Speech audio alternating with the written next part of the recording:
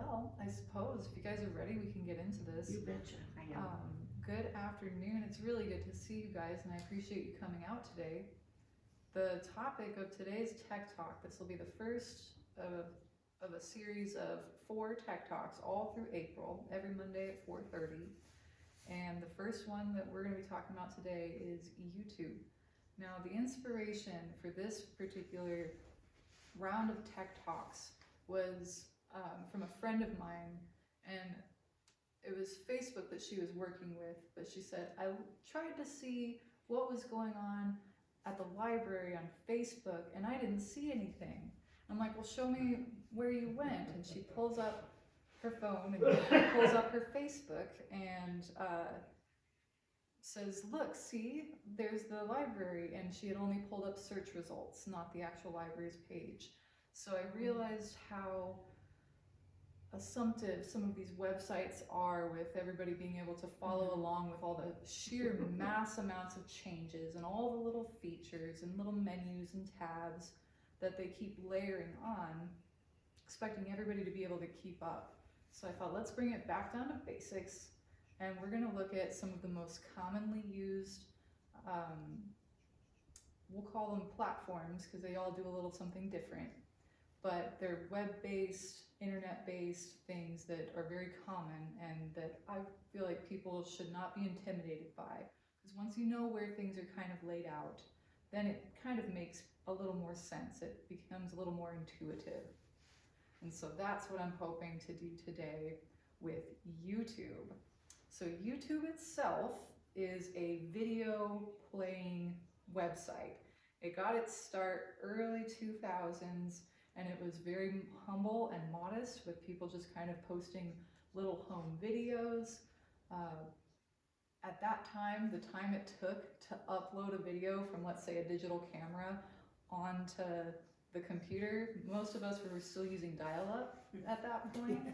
And so it took a nice long time just to get a little small video that felt like an immense amount of storage. But now they've got these ultra high quality, high def videos that go for hours and hours, or live streams that are constantly going.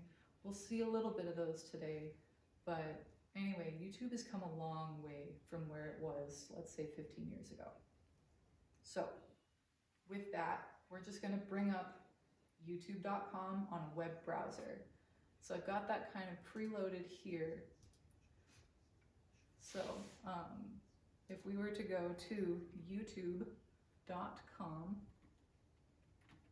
it'll bring us to this home page. And so we've already gotten there. I just wanted you to see the difference between the address bar of the web browser. So this web browser is Firefox. There's a handful of them, to include Chrome, and Microsoft Edge is the new Microsoft one. But anyway, we're pulling up an internet browsing window to be able to navigate to this website, youtube.com. If we were using our devices like phones or tablets, then it would be the YouTube app. But the layout's going to be a little different between the computer version and your tablets and phones. But I figured if we start here, you'll get a foundation of what all these different features are, and then when you see them on your phone, they won't look so out of place. But when we get to youtube.com, you will either be signed in, or it'll ask you to sign in, or it'll show you a blank profile page. But here we've got the Crawford Libraries account signed in, so this will look different for every person that opens YouTube, because it's based on your use and history with the website. But the structure of what's on the edges will remain the same, but all this stuff in the middle is curated for you. So to start with, we're going to go across the top of the YouTube page. Here we have the menu toggle that allows us to kind of expand or minimize the menu. So all these little icons, they've got it grouped by like home, you, and there's a few other subscriptions and that kind of thing. We use this to minimize or expand that. Now if your web browser is zoomed out a little bit, it'll automatically expand it.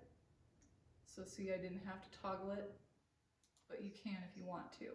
And it'll summarize them into these icons. I like that it shows all the words, so we're gonna keep it expanded for now. But home is gonna be the home page for your profile. A feed almost, kind of like on Facebook or a similar platform.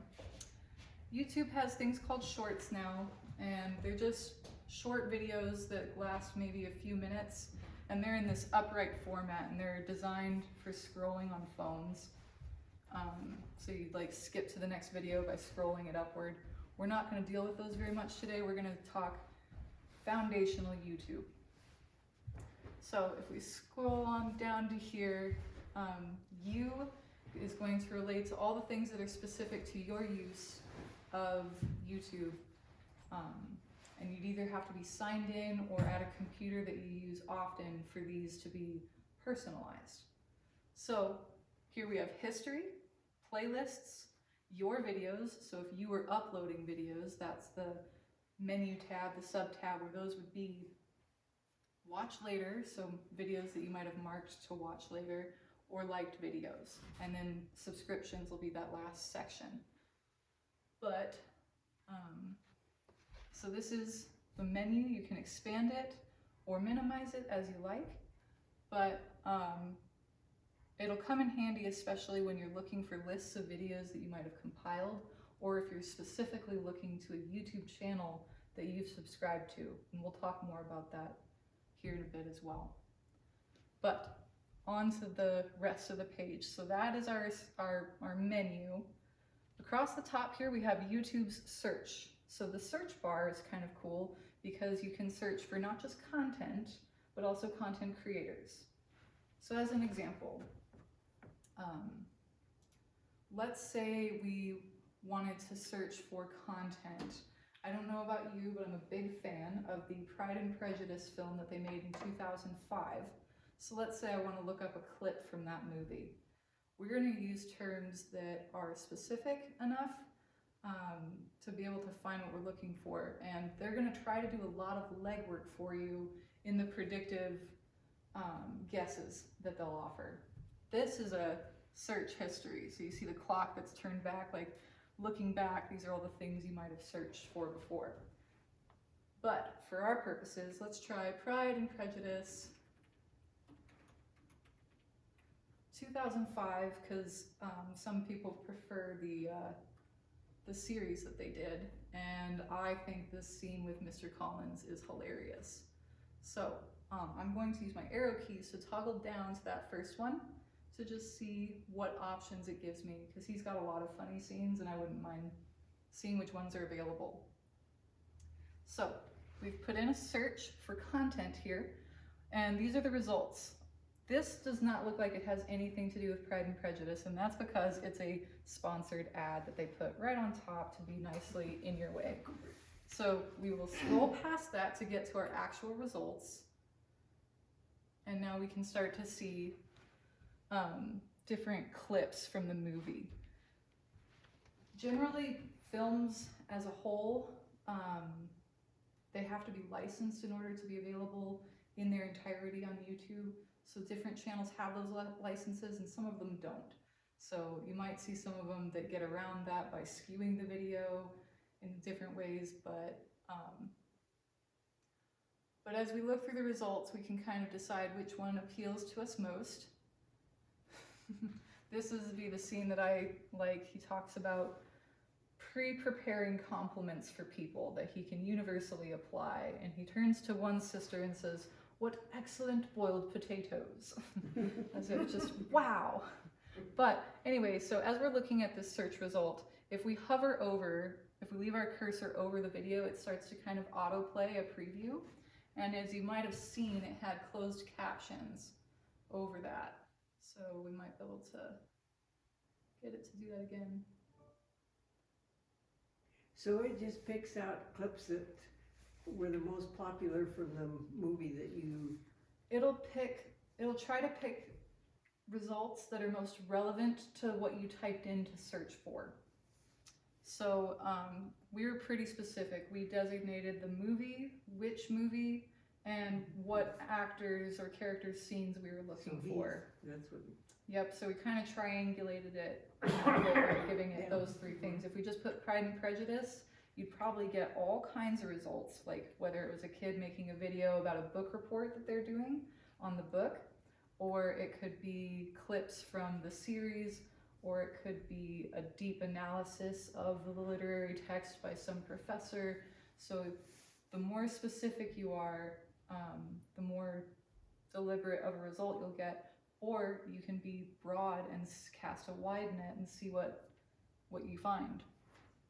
But in these search results, it'll tell you the name of the video, how many views it has, how long ago it was posted to YouTube, and who posted it. So this will be the channel or the user that did it. All right. So that's searching for specific content. Just to give you another example, let's say you met someone who didn't know that Whitney Houston sang the national anthem in exquisite quality, so we wanted to show them. So we'll search for Whitney Houston.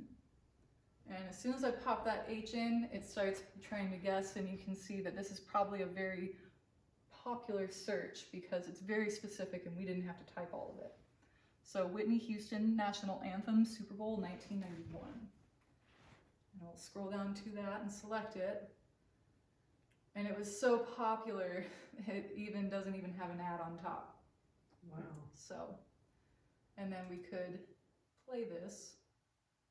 I don't know where the volume's at, so I won't startle us, but we'll skip ahead. There. And when we're in the video, it'll play, and then there's these options on the video itself. This, just like our old school VCRs, is to pause, to jump ahead to, let's say, the next video, muting or changing the volume, adding closed captions, and those will be auto-generated because not every content creator will make those themselves.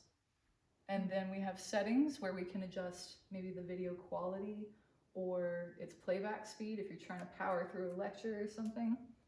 And then this other one here is the other one of note, where we can expand it to full screen. Let's see. To play it, and you can use the arrow keys to jump around a few seconds at a time, back and forth. And then also, if you're using your keyboard, you can use the escape key to get out of the full screen.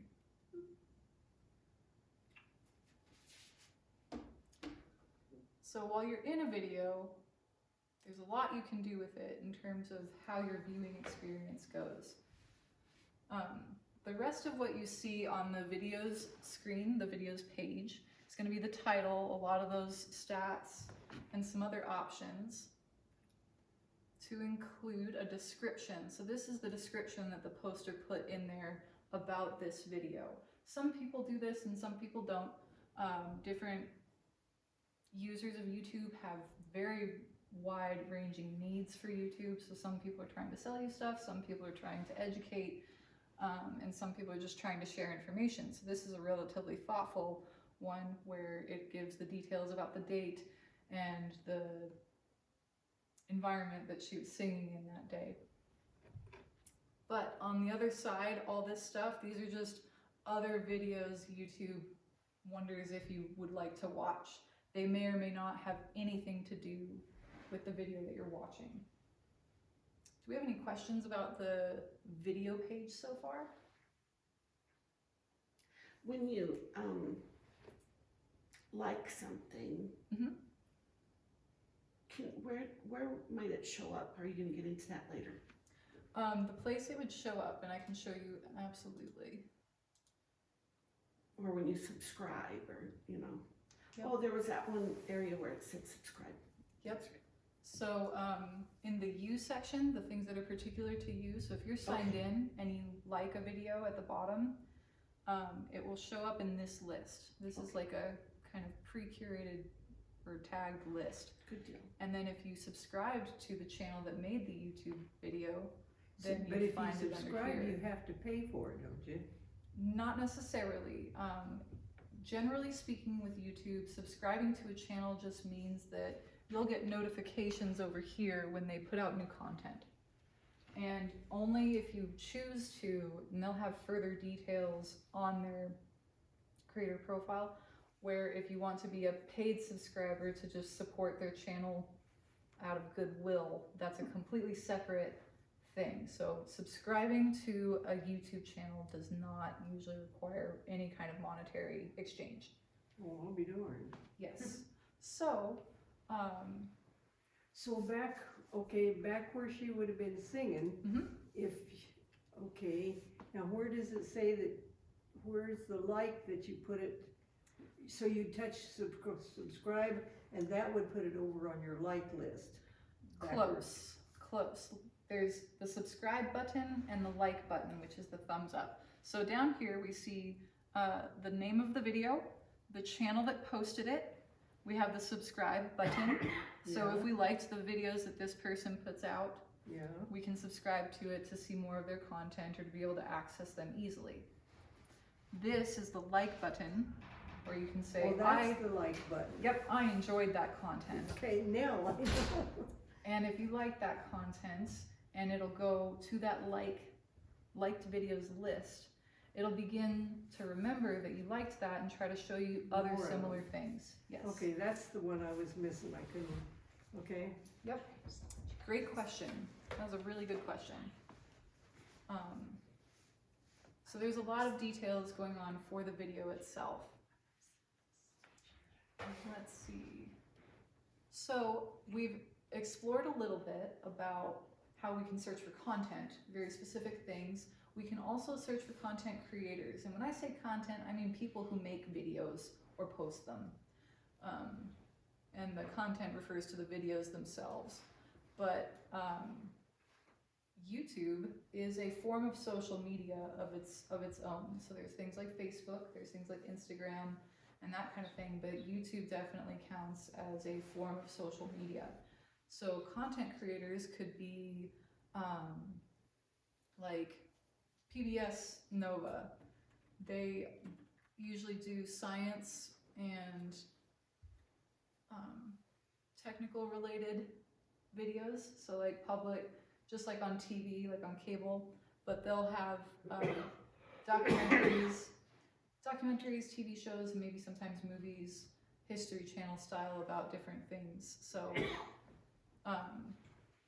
this is a sponsored result from Nova, so they paid to have that show up first.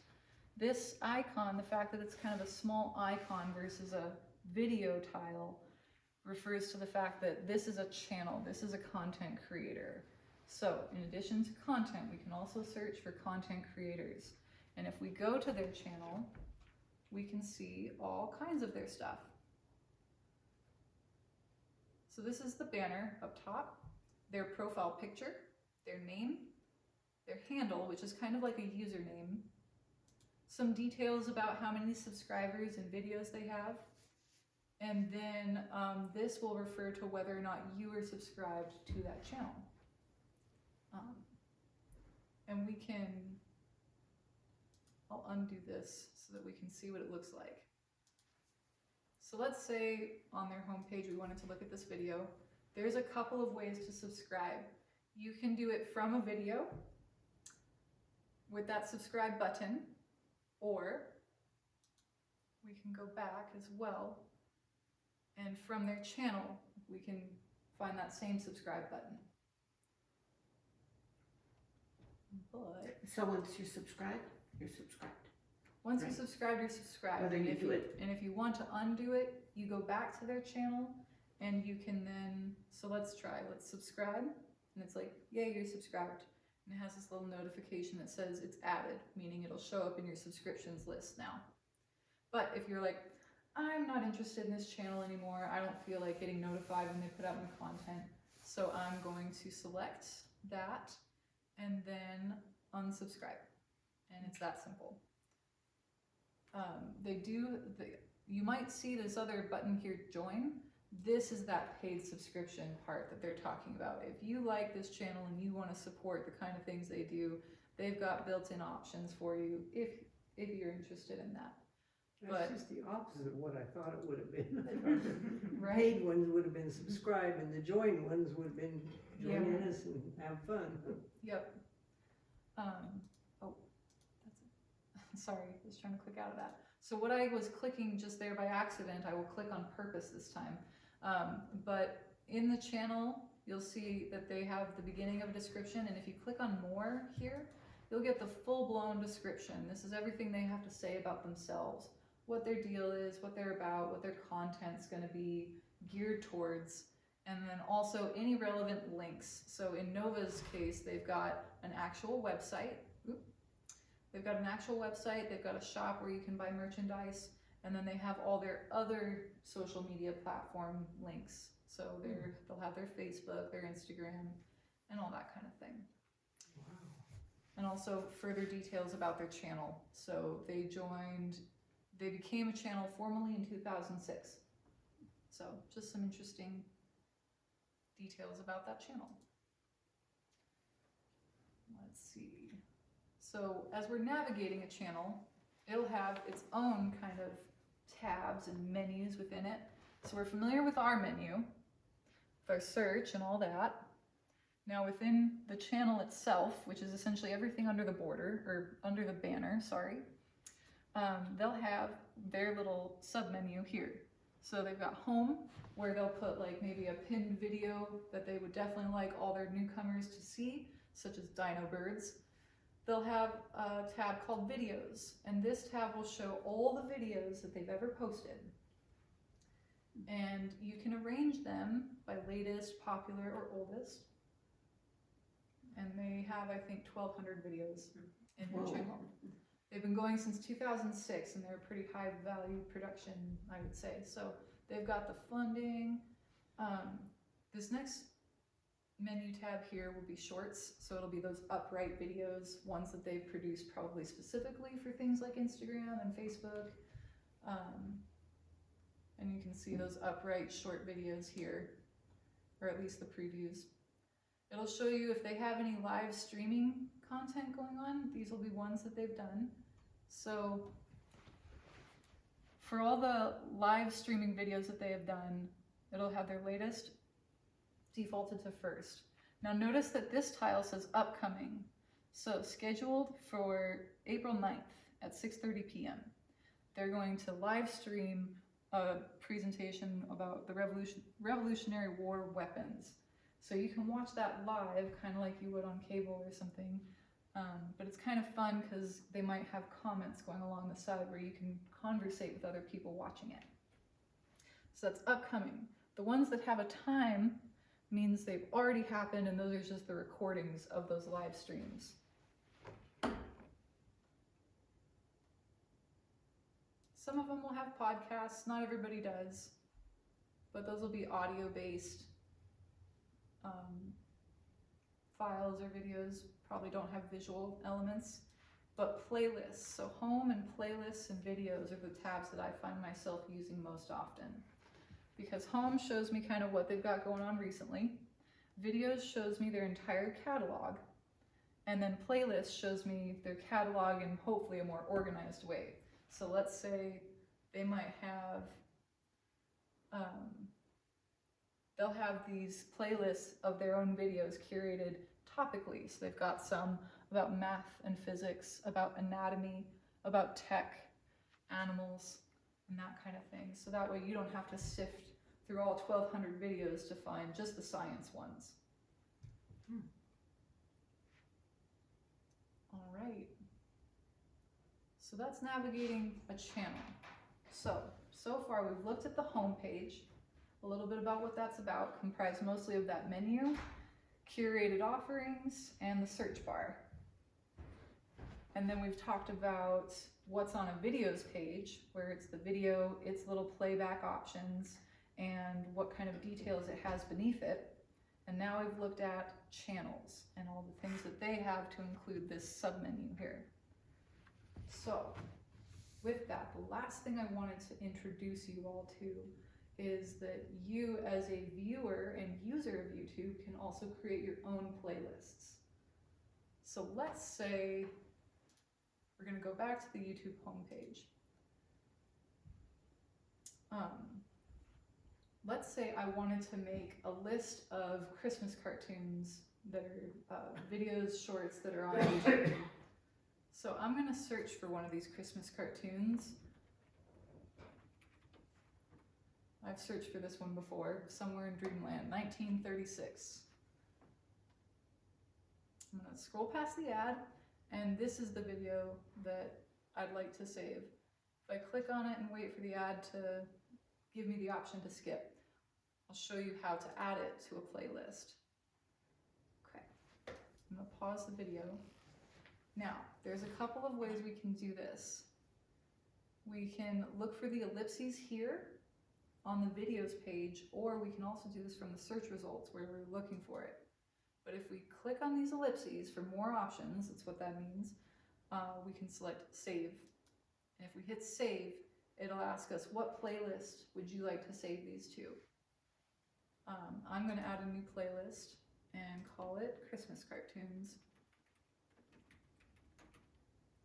It's gonna be private. I don't intend to collaborate with anybody on it, and I'm gonna create it. So now it'll say saved to Christmas Cartoons, which is what we named our playlist. If we go back to the home page, under our U section, we have history and playlists. And if we go to playlists, we'll find our new Christmas Cartoons playlist. These are some other ones that I had pre-existing. These two are playlists of videos the library has produced. So content that we've created and made available for others to view. This is a private playlist that we've made for ourselves to view.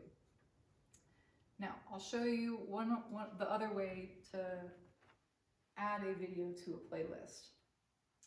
And let's see, Christmas Comes But Once a Year, also a Max Fleischer cartoon. We'll scroll down to it, and let's say this is the version that I want. We can also, from the search results, find those same ellipses upright here on the edge here. And then we can add it to our playlist and select which one. I'd like it in the Christmas Cartoons pile. All right, and it says added to Christmas Cartoons. So there we have it. Now we can go back to that playlist, and there should be 2 cartoons. A note, if you don't want the video to autoplay, don't click the tile, click the title of the words. Oh, I was wrong. Not the title, but the view full playlist option. That will show you the list of what all videos are in there, and then give you the option to play them. So there's those. All right. The reason I wanted to mention playlists is because it's a really fun and easy way to add videos into a pile. So let's say you wanted to send your granddaughter a playlist of all your favorite music videos from, let's say, the 80s, because they got wild in the 80s with their videos. They started using graphics, it got crazy. So you can compile a list of Billy Joel and Tom Petty and all them, and maybe Kiss if you're so bold. But that's a place to save those videos. And you can also, once they're in this list, you can arrange what order they're in, so that when it goes to play, it'll actually play kind of like a mixtape or a burned CD. You can also use this for, I know some homeschool families, they'll find playlists or videos about different subjects and compile them and be like, these are the videos we're going to look at this week. So there's really an endless number of ways to manipulate playlists. But man, I feel like we've gone over a lot. That really helps me because I've got a lot of playlists, like, you know, even from when I was teaching, but I didn't know you could arrange them. That's a good pointer, thanks. Yes, yep, and that's something that's helpful to me if, for example, the library posts regular recordings of different meetings, for example. And so that way we can make them chronological even if we didn't upload them chronologically. So, and just to, as we return to the home page here, because this is our home page now, fresh with advertisements. Besides all the videos that it thinks you'll be interested in, oh gosh, I'm not interested in Danny DeVito as a mermaid. But up here, so these are videos they think you might be interested in, and then this section up top here is going to be search terms or keywords that it thinks you might want to try plugging into its search bar to see. For example, it's music and live is probably the most common because I used YouTube most often at the library for ambient background music. And so that's what all this stuff is. But, so that's why they've put those first for me. But when you're at home using this yourself, they'll all be very specific to you and the different kinds of things that you're using YouTube for. So, let's see. Okay. And the last thing that I want to mention is that YouTube was bought up by Google some time ago. And at this point, you can use, if you have a Gmail account, you can use that to log in to YouTube, whether it's from a device or from your computer. And so that will be an easy way to just dive right into YouTube and manage your watch history and the videos that you'd like to curate for yourself, for example. You don't have to have a Gmail in order to have a YouTube account. In fact, the library's one is just our basic most. The email account that I used to register for this YouTube channel was just our work email, which is not a Gmail. So you're not limited to it, but essentially every Gmail account comes with a free YouTube account tied right into it, quite naturally. So with that, what questions do you have about YouTube? We covered some basics, but I'm sure there's a few nuances that we didn't touch on today. Can you use YouTube, like go back and see, Hurricane Katrina or something like that? Historical events and stuff? Yeah. Yes, absolutely.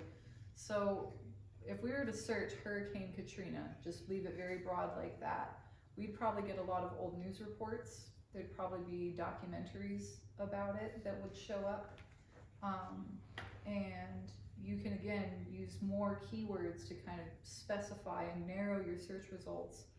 But let's do a test run of that. Hurricane Katrina. So these are the results that'll show up. Not, we'll disregard the sponsored advertisement, but let's see. So the first result we get is from National Geographic, a documentary that they have done about that event, that disaster.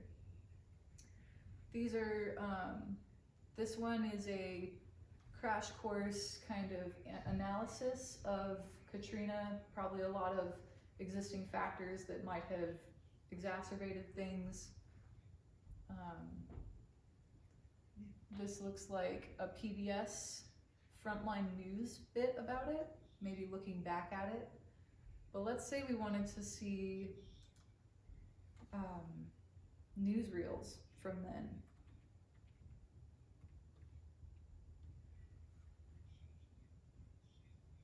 So here we can see this is a video from 2005 as it was happening. This is a reporter as it's going down. There's probably going to be a lot of footage of the floodwaters and that kind of thing. But yes, absolutely, you can use it to look back at historical events and subjects. If you were to look up Revolutionary War, I'm sure there's a whole slew of academic, comedic, and everything in between kind of content about it. So YouTube is limited only by the sheer power of people's imagination and what they're willing to make videos about or of. So it's rather unlimited. YouTube is a very wide open platform. So, and it really doesn't have as much advertisement on it as Facebook, does it?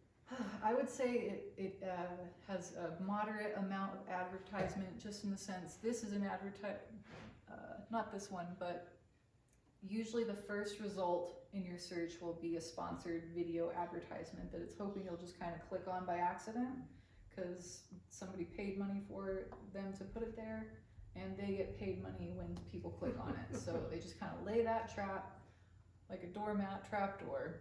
But so there's advertisements there, and sometimes depending on what videos you're clicking on, it might try to play you an advertisement before you're able to watch the video you selected.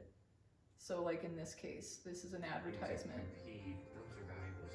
And this little yellow bar demonstrates the progress of it, and it'll either be a short ad that'll just play your video when it's done, like this, or it'll play to a certain point and then a skip button will appear approximately here. Oh, I've seen that sometimes. Yeah, where you can say, I don't want to watch all 6 minutes of your medication ad or whatever it is. I'd like to watch the video now. So YouTube, I believe, does have a paid version where you can get around advertisements, kind of like streaming services. We're trying that, but there still are ads. Yeah, so I've just never heard of anybody saying, oh, it's totally worth it. No. So I think Edward and I tried YouTube TV for a while because it promised that we could watch NFL football. So, and it did let us watch football, but as you said, it definitely advertised to us pretty hard. So, Yeah. so I would say it's a little more direct about when it's advertising to you than Facebook is, because Facebook will slide them in like it's part of your feed. Yeah, Yeah. they're just in there every time you turn around. Yep. We use it a lot. My husband's even gotten techie on it because, like, for example, he was going to replace a threshold in a door for someone. Mm-hmm. And so he looked it up and watched multiple views of different people installing the threshold. I think that's what my son uses. He's when he wants to repair part of an engine or something like that. Our He son said he does goes too. to YouTube, and he isn't that good on the computer, but apparently he is on YouTube. So, but I never knew how he did it. YouTube is just a very visual search engine. So I remember the first tutorial I ever looked up on YouTube was how to tie a tie, because I was trying to help my brother go to like a third prom or something like that. And so we looked up how to tie a tie, and that had to have been back in like 2007 or something. And there was only a handful of videos then about how to tie a tie, but I'm sure if we looked for that now, we'll have thousands and thousands and thousands of how to tie ties in 6 different fancy ways, how to tie ties blindfolded with one hand, and everything in between. So, but tutorials are actually a very popular genre on YouTube. So tutorials for how to crochet, I've found many patterns that I really enjoy on YouTube. Tutorials for how to apply makeup, tutorials for how to change the wiper blades on your vehicle, tutorials for how to check your plumbing and see if you really need to call a plumber or not, you know? Wow. So if you can think of it, somebody's probably made 100 videos about it. What would be the object of doing all that? Well, for example, there's... Do they get paid for putting it on? YouTube content creators are able to monetize their content. So like the advertisements that play at the beginning or maybe periodically throughout the video, they will get payment for that. They can also get payment based on how many subscribers they have. Not the paid ones, not the join button, but just the regular old subscribe, because that demonstrates that their channel brings traffic to YouTube, and YouTube likes that. Mm-hmm. So they can make money. In fact, there is a business owner on YouTube. This is a whole different genre of YouTube, but S&B mowing. So this is a landscape artist, essentially, who goes in and he has a landscaping business. He has all the equipment to do it, but he regularly takes video, time-lapsed, kind of sped up videos of him tending to unkempt lawns on different blocks. And the videos bring him, according to him, more revenue than even the landscaping business does. So that's how he's able to afford all his Wow. exquisite landscaping equipment. So, Hey everyone, Spencer here with SB Mowing. I started a GoFundMe a couple months ago that raised almost $1 million for an amazing lady named Beth. Well, we spent the past couple months going through the process of getting the money for her, and I wanted to bring you all along on this update to show you what we've been up to. Hey Beth, how's it going? all right, It's a so good I'm gonna day. pause it and see if we can jump ahead to an example of, there we go, that's better. This is an example of the kind of content he produces. You can file for free with H&R Block. After our advertisement. H&R Block free online. There's that skip button I was telling you about. Eligibility requirement. There's not even a door handle on the door, and the window's broken. I'm pretty sure this one's abandoned, but it's getting pretty long. My husband and I have Take care burned of it. far too many minutes and hours watching this guy attend to people's Is lawns. anyone living there, or is it vacant? We've watched Outdoor Boys Yeah, too much. so I'll skip ahead to when he's working on the lawns. So this is his content. He just places a tripod, gets to work, speeds it up when he uploads it and edits it, and this is how he makes his living.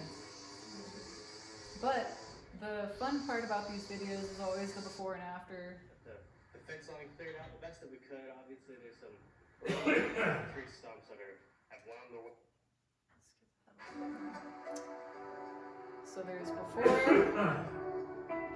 and after. It's the same There's a corner. big difference. Yes.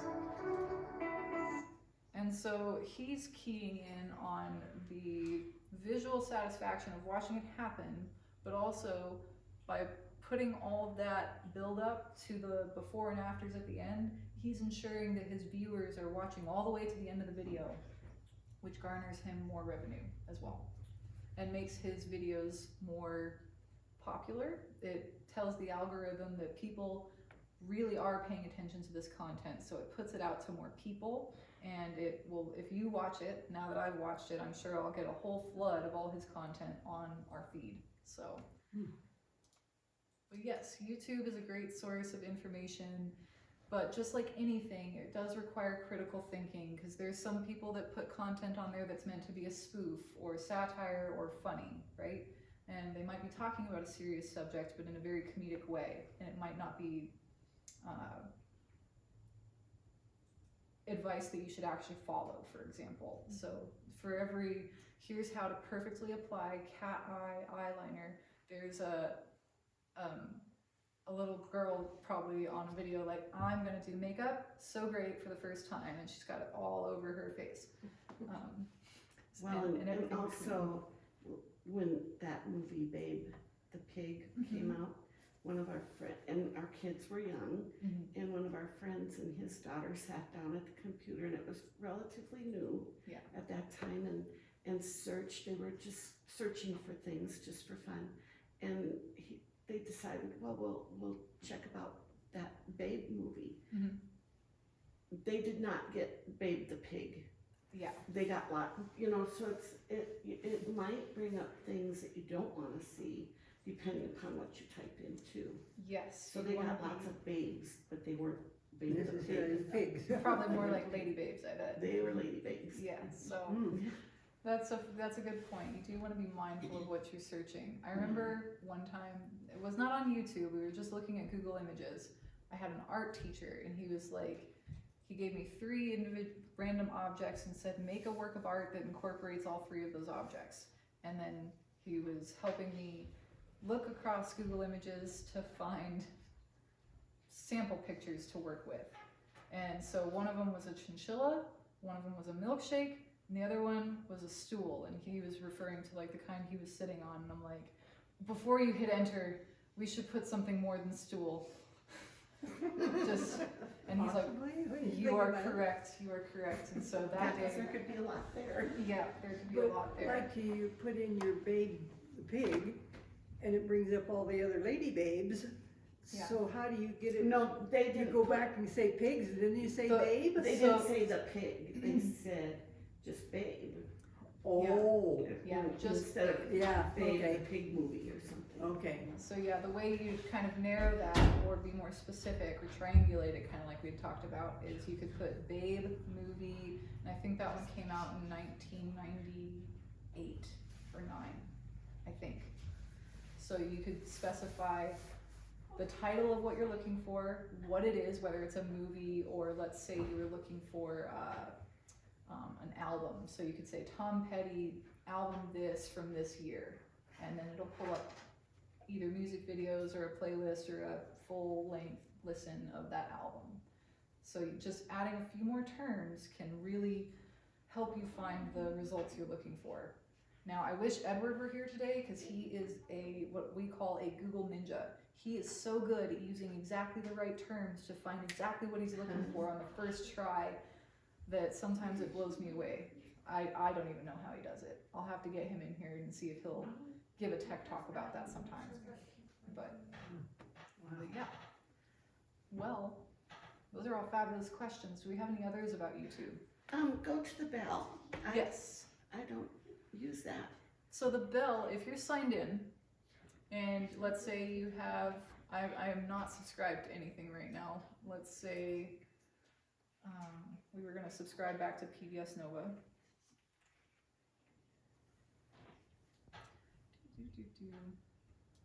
Oops, I just want to hit their subscribe button. Okay, so if they put out a new video in the next like 10 seconds, this is what the bell refers to. You see how it matches this icon here Oh, okay. and here? So if we expand upon those notifications is what the bell means. It's trying to notify you. Ring-a-ding, Okay. there's something new for you to know about. You can specify, like, I want all notifications. I want to know if they put up a new video. I want to know if they update their profile, whatever the case may be. So let's say I select all. You'll get all notifications. Or we could say, I want to subscribe to the channel because I want to be able to find it easily, but I don't actually want notifications from them. I can select none.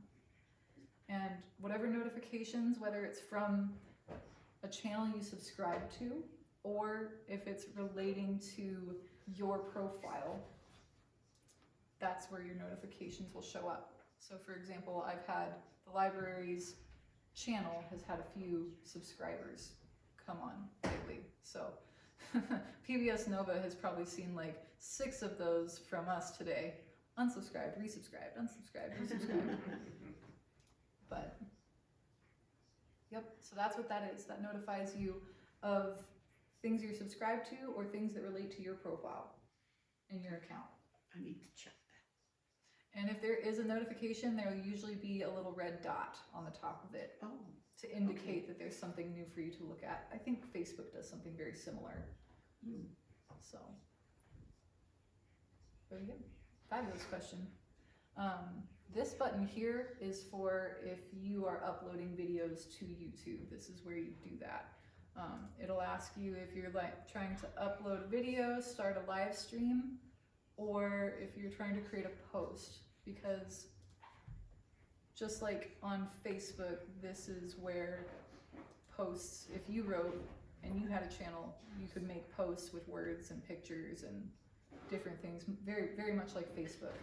This element of YouTube is not terribly popular, I don't think, but not since other platforms completely surround themselves with that, or that's what their whole deal is.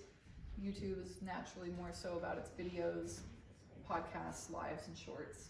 So, but if we were to create a content, this is just a preview of what it would look like. It takes us to a whole different separate page. So as a content creator, it has a little studio page where we could select files from our computer, or if we were on our phone, it would say from your files or from your pictures and videos. And so we would select them from there.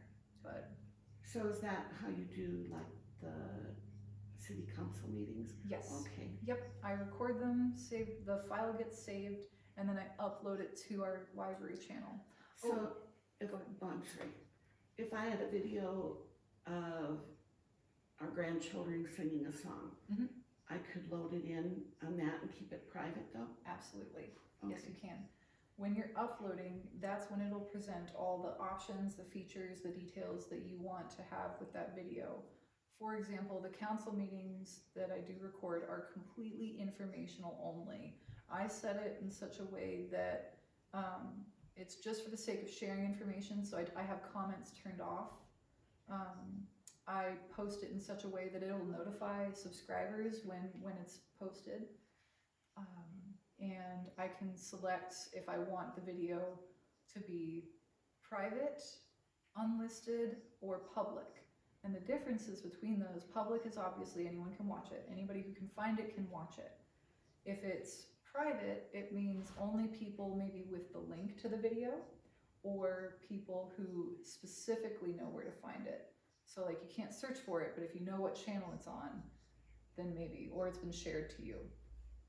And then unlisted is videos just for your own viewing, and they will not be available or accessible from outside of your account.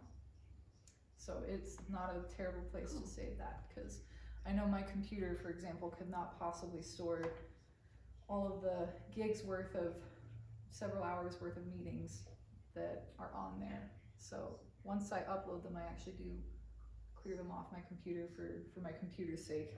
It's got limited storage and that kind of thing. And that reminds me, the last thing I'll leave you with is that if you go to YouTube and you're signed in at home and you want to follow along with what the Crawford Public Library is doing, we do have a channel. So in our search bar, we can search for content or content creators, and the library is such a content creator. So let's search for Crawford Public Library. We're not so popular that it's gonna be a super popular search result or anything, but these are the results we'll get. YouTube has allowed somebody, a bunch of them, to advertise to us here, but if we scroll down, that's us. That's the library's page, and so this is a channel profile icon. This is the channel, and then here's some results that relate to our channel. Now, that'll include anything that's kind of close or approximate. Like, I don't know where Crawford County is, but I don't think it's in Nebraska. So you don't want to get those confused. Boop. But if we select that channel, we see my submenu here is a lot simpler than Nova's, who's been doing this since 2006 and has all kinds of funding. I've got a home tab where some of my videos are. I have videos, which is all of the videos that have ever been posted to this account, or playlists, where I have kind of grouped together library hosted council meetings, library events, like such as today's. I've got the camera trying to point at the screen so people at home who want to watch this later or couldn't come today can hopefully follow along and gain a little bit of something from this. But, and then some of these playlists are, here, we can see them a little bit. I'll zoom this in just a touch. Okay. So here we see Christmas cartoons is private. That's only for the library to know about. Here, public. The council meeting ones are public, so are the library events. These are videos that I've looked up for how to properly wrap a book, for example, for processing. And so I've got guides, and that's a playlist I made for myself for future reference. It also includes things like how to repair torn pages and that sort of thing. But that's where you'll see those designations and be able to distinguish. So if we were not signed into the libraries, this one and this one and this one would not show up. Only the public ones would show up to somebody looking in at the library's channel. So if you ever wanted to follow along with what we've got going on here, you can go to youtube.com, search Crawford Public Library in YouTube search bar, select our channel, and then you can subscribe. It doesn't let me subscribe to myself, so it's not going to show us that button. But I would like to do that. yep. And then whenever a new video gets posted, you'll see a little red dot on this icon just here in the corner to say one of your subscriptions has put up a new video, and it'll take you right to it. Wow. Good deal. Yeah. Well, Well, thank you, everyone. Those were excellent questions, and I hope that gives some sense, makes some sense of the sheer algorithmic chaos that YouTube has kind of become. Yeah. So, Thank you, Ashley. yeah, Yeah, thanks. absolutely. Yep. Okay, I've got Google on my laptop, Mhm. but in order to put the YouTube on there, I probably need my password and that sort of stuff to get into Google in order to put YouTube on there, don't It I? depends, well, you shouldn't have to put YouTube on anything. You should be able to access it with or without a sign-in through an internet browser. So it depends on what you've got set up on your machine Well, already. I've just got an icon, my grandson set up a lot of these things that I use a lot, we just go to an, I just Yes. push the button. Yes. And it comes up, so he's gonna be out of school here in another few weeks. So he knows all about this stuff, so he can set that up and put that on for me, then I could access a lot of that stuff a little bit better too. Absolutely. So I would like to really get on that.